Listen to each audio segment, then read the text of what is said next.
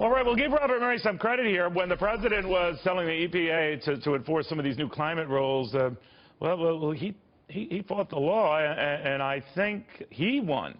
Robert Murray now on the Supreme Court slapping down the administration's attempt to push some of these new EPA climate rules on folks.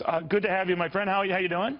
I'm all right, Neil. Thank you for having me again. You know, it's interesting, Robert, this now the devil is in the details and whether the administration stops with this stuff, right? I mean, we've known from prior decisions that it might be the obvious that they would, but they don't necessarily have to, right? The EPA can still make your life, for example, very difficult. Oh, yes, Neil. And what they've been doing is a fraud, an absolute fraud.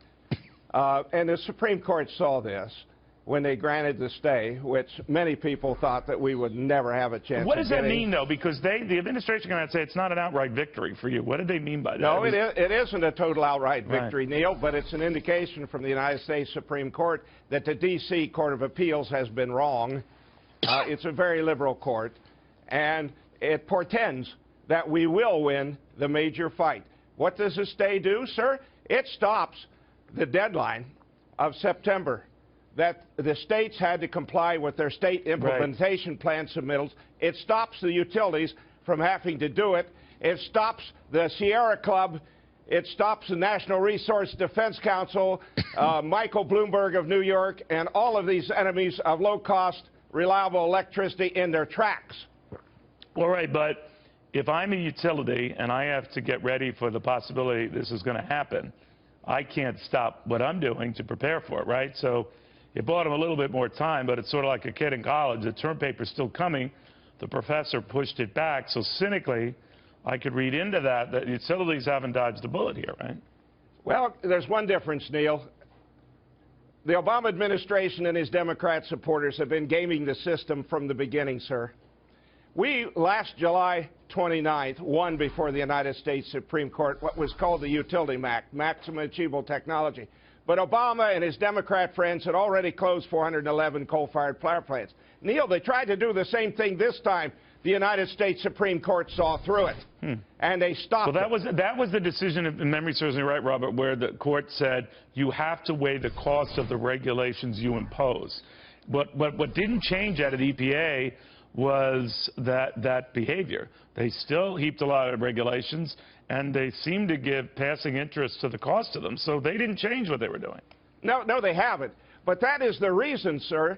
The Clean Air Act of '71, as amended in 1990, says EPA, Obama, you have to count the cost of these regulations. He didn't do it, and that's why we won last July before the Supreme Court. That is one of our 6 arguments in this case against the destructive, expensive power plan. And by the way, Neil, I've now been joined by 29 states that have felt that I was correct. No, you started something. I will give you credit, my friend. Whether people agree or disagree with you, no one's doubting the fact that you have some pull, as they say. But let me ask you on the Republican side, when you look at the candidates, because I take it you're not just a few conversations, you're not a Hillary Clinton fan. So who of the Republicans do you like? The one that has spoken out the most for reliable, low-cost electricity in America is Ted Cruz. He's been the strongest one for people on fixed incomes, for people who manufacture a product on this climate change issue. Others are supporting it, but not as much as Ted Cruz. Am I supporting Ted Cruz? Not necessarily. I think it's a mad scramble, but I can tell you this. Hillary Clinton said, and that is her word, she will expand Obama's policies, and she said, I will get $30 billion and send it back to these coal communities for the jobs that she destroyed. I can tell you, Neil, those miners of mine, they don't want Hillary Clinton's welfare. They want jobs. Real quickly, then, we had Meghan McCain here said if push came to shove, she'd vote for a tuna sandwich over Hillary Clinton. Now, that might be infeasible if you think about it, because there's not a whole lot a tuna sandwich can do. But again, if you were given that choice, a tuna sandwich, Hillary Clinton, what would you pick? I wouldn't pick her or Sanders. I would definitely take the tuna sandwich, sir. Wow. So that means the tuna sandwich would have to get that 3 a.m. call, and you hope that it's up to it, right?